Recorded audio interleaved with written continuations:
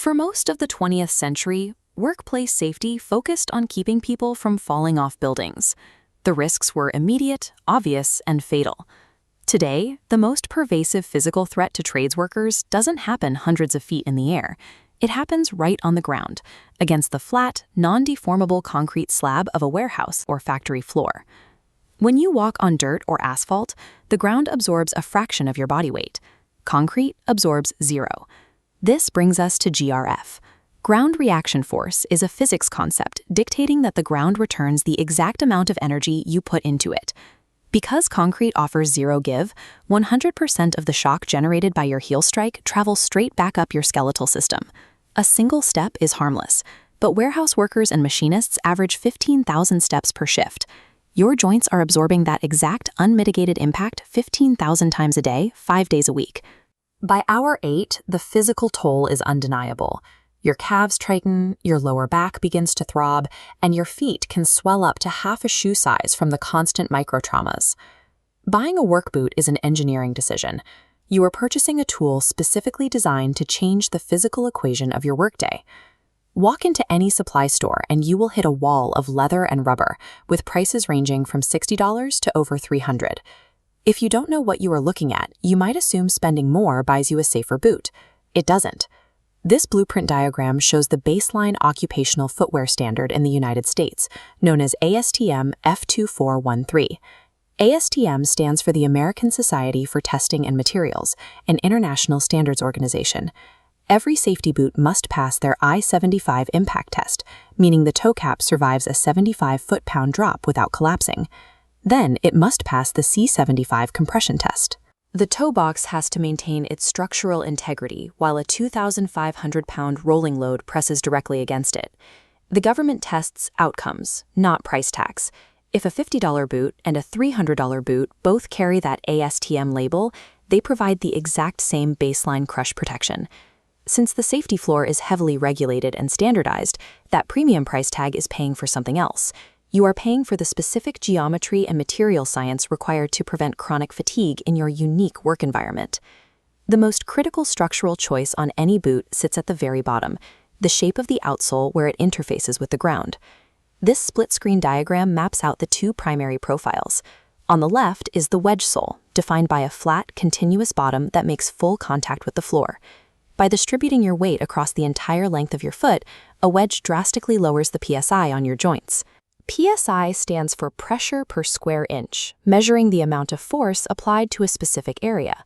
On flat concrete, lower PSI equals significantly less fatigue, but the wedge has a severe engineering limitation. Because it lacks aggressive tread, it offers terrible traction on mud, wet grass, and uneven gravel. If your job site requires digging through heavy mud or navigating steep, rocking terrain, a flat sole becomes a liability. You need the traditional 90-degree lug sole.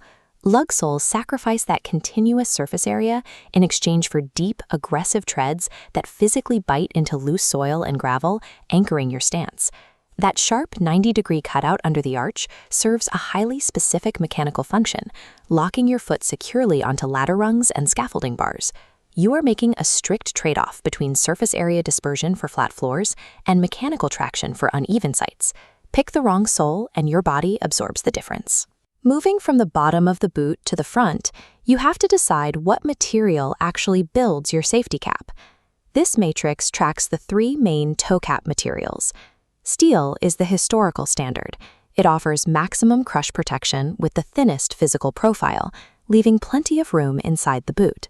However, steel is dense and heavy.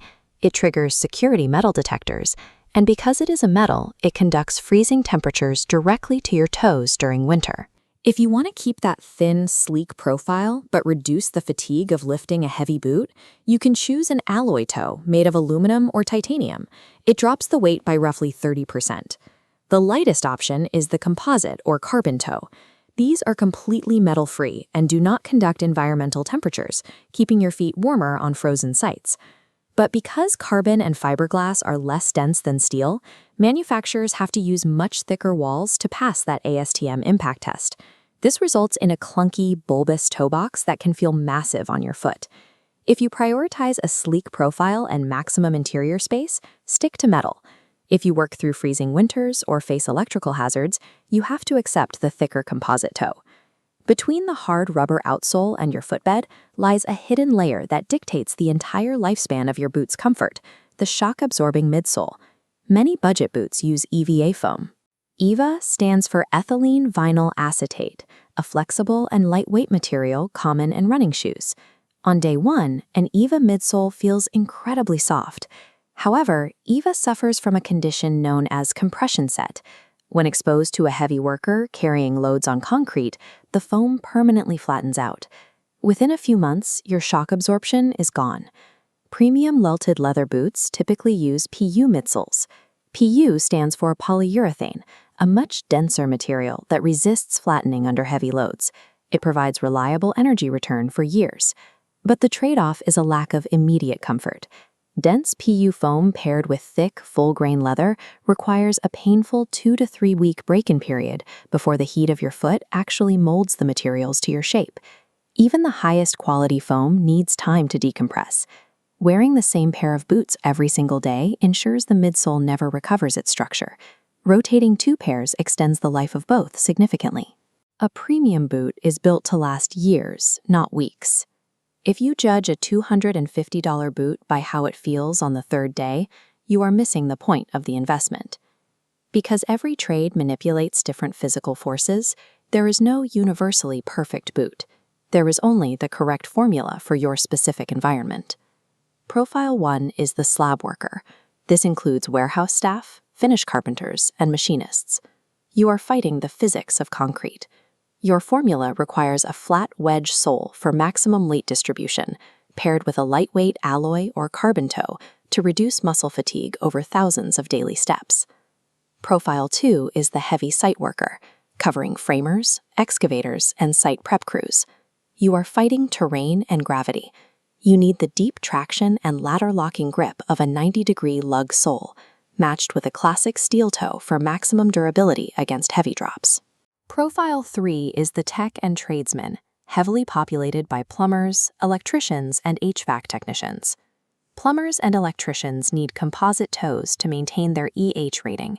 EH stands for electrical hazard protection, meaning the boot is non-conductive and reduces the risk of electric shock. Because you spend hours kneeling on concrete, you also require an exterior rubber toe cap so you don't burn through the leather. Accurately identifying your primary daily hazard, whether it's the concrete slab, loose dirt, or live wires, instantly eliminates 80% of the wrong boots on the wall. Once you have the right boot, you have to manage your internal suspension. Slipping a thin, cheap cotton sock into a premium boot negates the engineering. You need a dedicated work sock to dampen microvibrations before they reach your skeleton. Life cycle maintenance is straightforward but mandatory. Condition the leather every few months to stop it from cracking at the flex points, and tear out the factory insoles to replace them every 6 months. Stop treating work boots like an item of apparel. They are specialized, heavy equipment. When you choose the correct geometry and maintain the materials, you protect your joints, mitigate chronic pain, and extend your career.